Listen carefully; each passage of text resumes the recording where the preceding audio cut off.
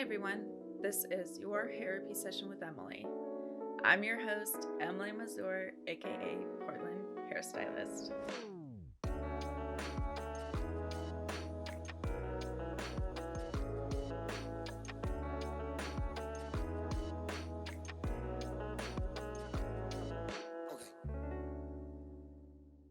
Have you ever had a moment doing hair and you can see that the whole thing is unraveling into one hot mess? The conversation's not flowing, miscommunication, and even the look of the hair is bad. Bad, bad, bad. Well, I have. I've had conversations not turn out so well, and I've done some major bad hair. Well, for this episode, I talk about my fails with hairdressing. I also discuss how to prevent those moments from happening. You won't be able to prevent all bad hairdressing you do. After all, you're human, right? But I'm hoping listening to this episode and hearing some of my failures, I may be able to help with preventing some of your own. Whether you're a newbie in the field or a hairdresser veteran, I'm sure there's something in this episode that you can take home with you and store for later. Well, one that I clearly remember and I will never forget, and I know I'm laughing, but it was terrible. It was awful. I not only did bad hair, but I had angered my client's mother. My client was under the age of 18. I angered my client's mother so badly that she wrote me the worst Yelp review ever. I'm going to tell you right now, I absolutely hate Yelp. I don't like Yelp at all. The review was so awful, demeaning, with foul language and inappropriate content that it was flagged and taken down. Honestly, if anything, if you're going to get a bad Yelp review or a bad review, you just hope that it's crazy enough that either people send those little laughing emojis, they think it's funny, all that stuff. Because when that happens, you know that clients or potential clients are not going to take it seriously. So that's what happened with this review. Well, I had just started leasing at Ward Stroud Salon up on Northwest 21st in Portland. That was about 7 years ago. It's no longer there, but there's a new salon called Gilded Opal in its place. I was a newbie to leasing. I'd been licensed since 2006, but 7 years ago I just started leasing. I had quit my teaching job at Northwest College of Hair Design. I moved out of Hillsborough and then moved into a small studio with my boyfriend, now husband Alex, just 2 blocks away from the salon on Northwest 21st. Our studio was right in front of the Fred Meyers off of Burnside in Portland. And because I was tight with funds like everybody else when they're first starting out, I just wanted to fill my chair. I was a yes stylist. Yes, I'll totally do that color and transition from red to platinum. Or yes, I'll totally do that skin fade, which you guys, I do men's cuts. I have men clients, but I am certainly not capable to doing something of a skin fade like these amazing barbers that we have. And even the yes, I'll totally take that person who I can sense to be rude, high maintenance, is just not going to treat me well. Well, being a yes person as a hairdresser, or probably just in any field, is absolutely dangerous. You not only end up taking clients that are not so nice to you, and you're pretty much a doormat, but you end up in situations with coloring or even cutting that you know it's not going to end well. That's exactly what happened. A mother and daughter had walked into the salon, and I could already tell that the mom was pissed about something. Her daughter was going to a concert in LA and she wanted blue hair. I was stoked. I love creative colors. That's my jam. Well, the mom seemed really irritated because I'm not sure if it's because of spending money. Maybe I think it probably could have been it was the first time of her daughter doing a fashion color. I'm really not sure. But Because of that, I should have sensed that this was not going to go well. And I should have picked up on that. So, what did I do? I said, yes, I will do it. Well, my client had dark, very dark black hair. And what I didn't take into account, because I was too excited to do the color and have somebody sitting in my chair, was the color was black and it was box dye. And I didn't ask her about it. And I didn't do a strand test. That was a very big mistake. And I know, you guys, if you are a hairstylist listening to this, you're like, what the hell, Emily? I mean, come on. And you're right. You're right. So, no really thorough consultation, no strand test. And I went ahead, I applied bleach onto her hair, lightener, put a processing cap, and then placed her under heat. Yeah, I know I'm really embarrassed about this, but I want to tell you guys the story because that was only 7 years ago, which isn't long ago. So she was cooking underneath the heat. I took her out in about 20 minutes. When I took the processing cap off, and as she was laying her head back on the shampoo bowl area, I turned on the water, and as I was rinsing out her bleached hair, guess just what happened next? The stuff was spaghetti and started falling out through my fingers as I was running my hands through her hair. And I panicked. I remained calm. I didn't start crying. I cried later, though. I didn't start crying then. I was very calm when I told her what was going on. And luckily, she was not bald. Thank God. But she did have an unexpected chemical cut from the mid part of her back to above the shoulder length bob. So she had long hair. Now she has short hair. But I did get her to that royal blue. She was so sweet, nice, and calm during the entire time. And she actually liked it in the end. But even today, because of the situation, I avoid putting clients under heat when they have lightener on their hair. Foils, even if it's an all over global blonding, I just avoid it at all costs. I might do a little bit here and there, maybe 5 minutes. But yeah, I really try to avoid that because of the situation of what happened.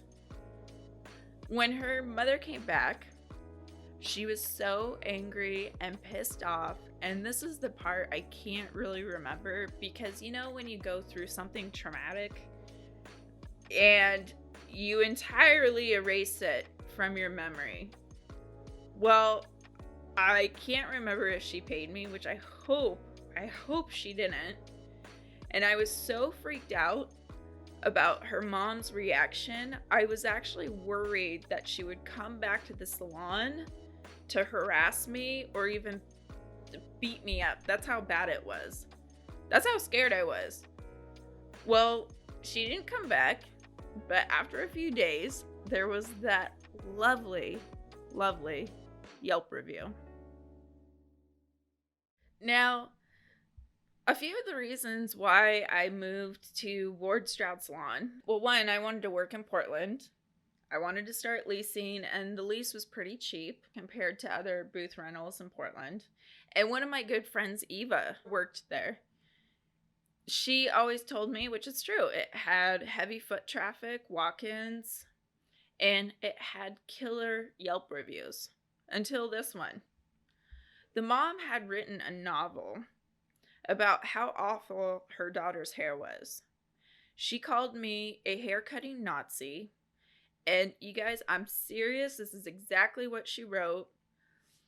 She said that her daughter looked like a Smurf who got effed, and she used the full word effed, F-U-C-K-E-D, by Bozo the Clown.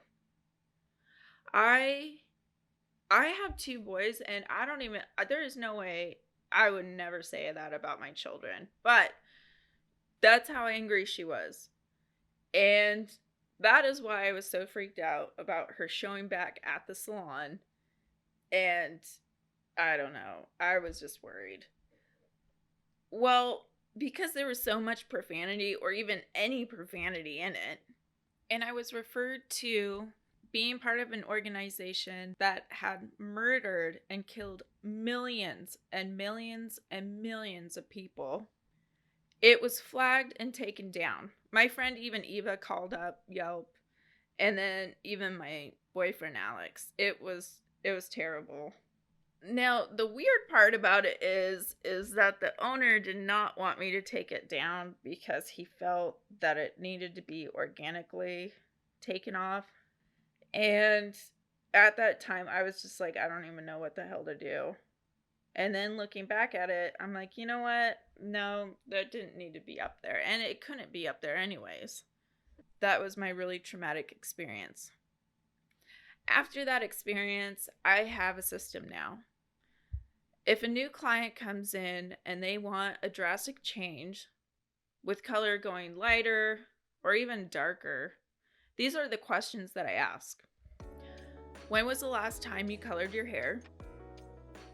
Did you see a stylist or was it done at home?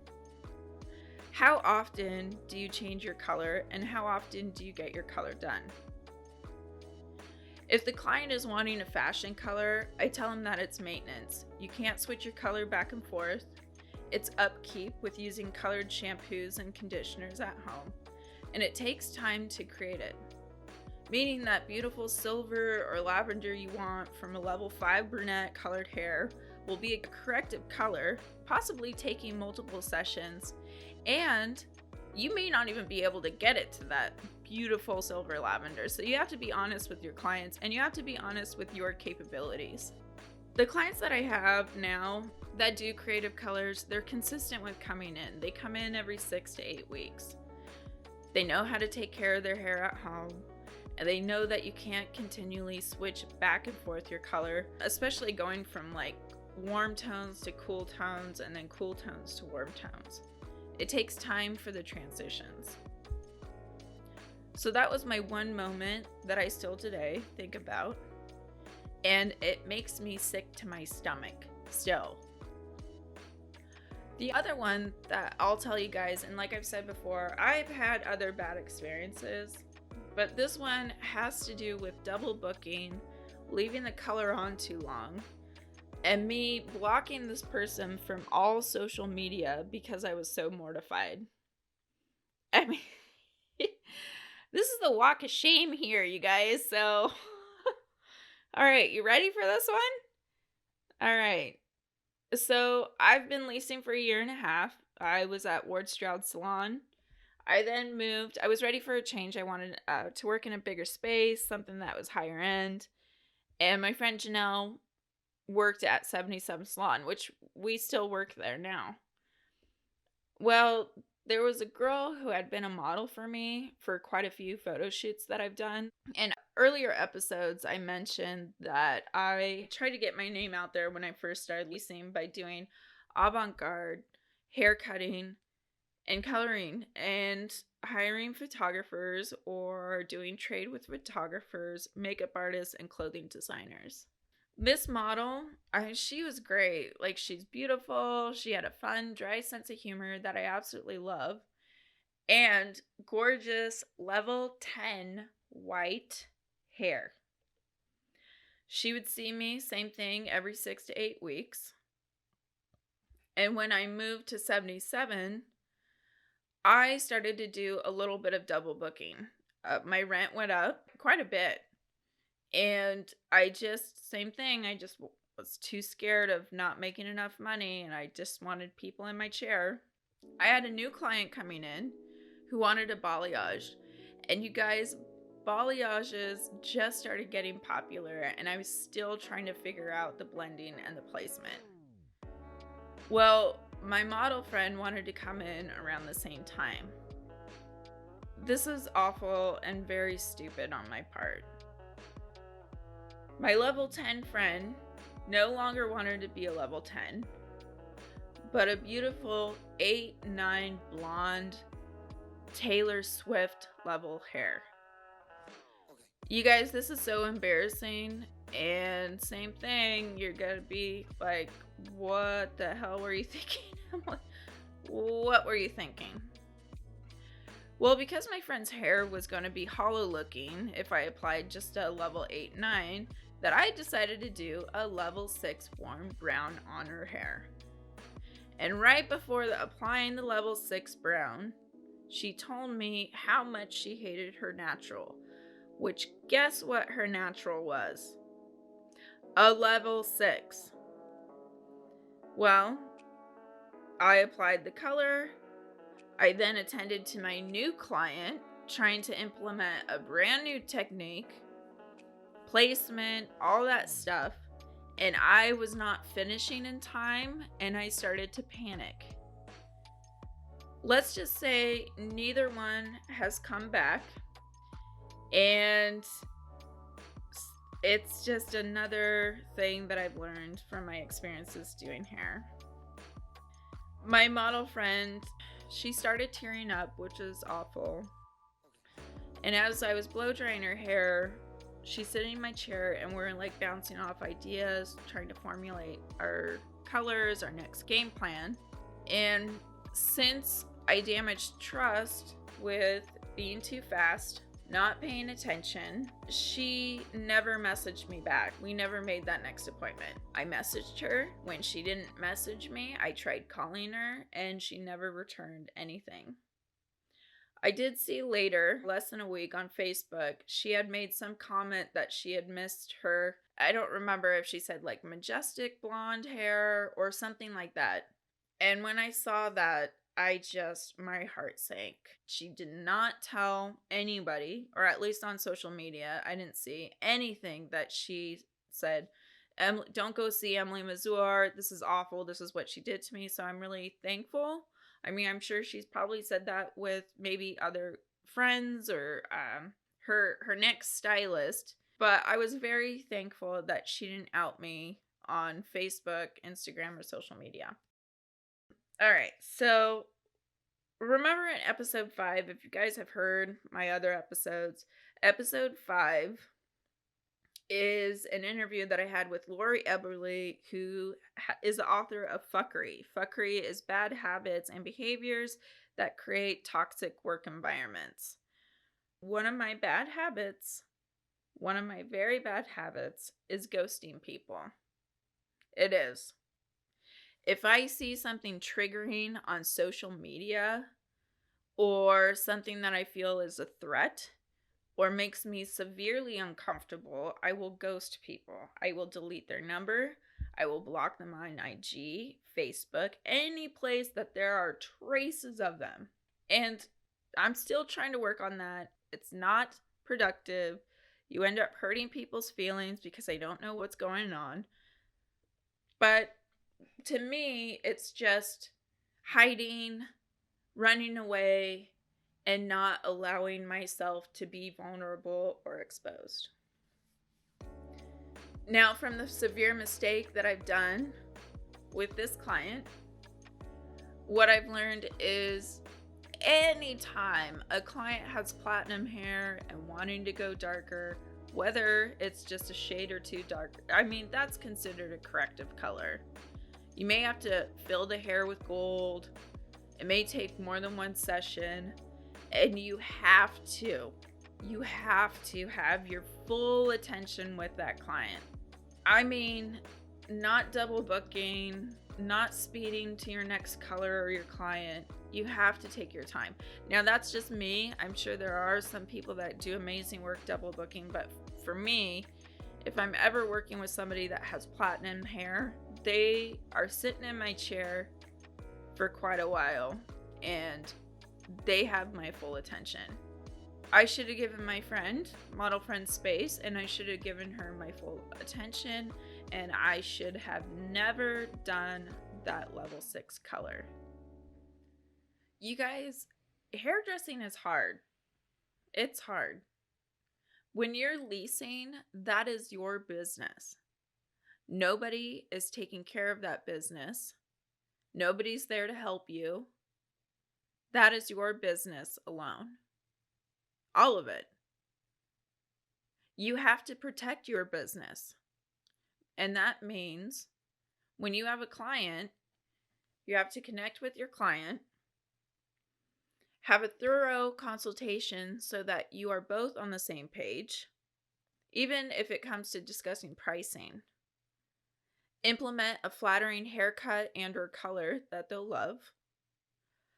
Sell product so that they maintain that beautiful cut and or color at home. Pre-book and then do check-ins. It's a lot. It's a lot of brain work, and it's definitely a lot of physical work. But even for all the work that you do, or at least I do, and even those mistakes that I've made, and I'm sure mistakes that I'll be making in the future, not as severe as those other two, I'm still passionate about this field. I still love seeing my regular clients. I love meeting new clients. I'm still interested in learning new hair cutting and coloring techniques. And I'm still inspired by so many hairdressers in this field. I love it. I love it. Even for all the stress, even for all those hiccups, I still love doing hair. So guys, if you yourself have been in a pickle, like I have, or you get doubts about your skills, or sometimes you just want to give up, don't beat yourself up. I mean, I know you're going to probably beat yourself up because I still do it, but don't beat yourself up for very long. You're going to have really great successes doing hair.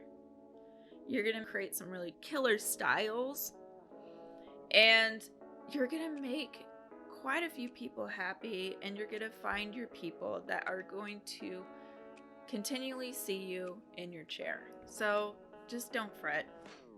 Well, that's it for now. So I hope you guys learned something, or at least tell other people to listen to this, like new hairstylists, because I think they will definitely learn from this episode. But be safe, be healthy, and above all, be hopeful. This is your Hairapy session with Emily. I'm your host, Emily Mazur, aka Portland Hairstylist. If you're a new stylist into the industry or older stylist and you've been in the field for a while and you have questions about consultation or pricing, please email me at portlandhairstylist@gmail.com. You can also connect with me on my Instagram, Portland Hairstylist. And you can also search for more of my work at www.hairapy.salon.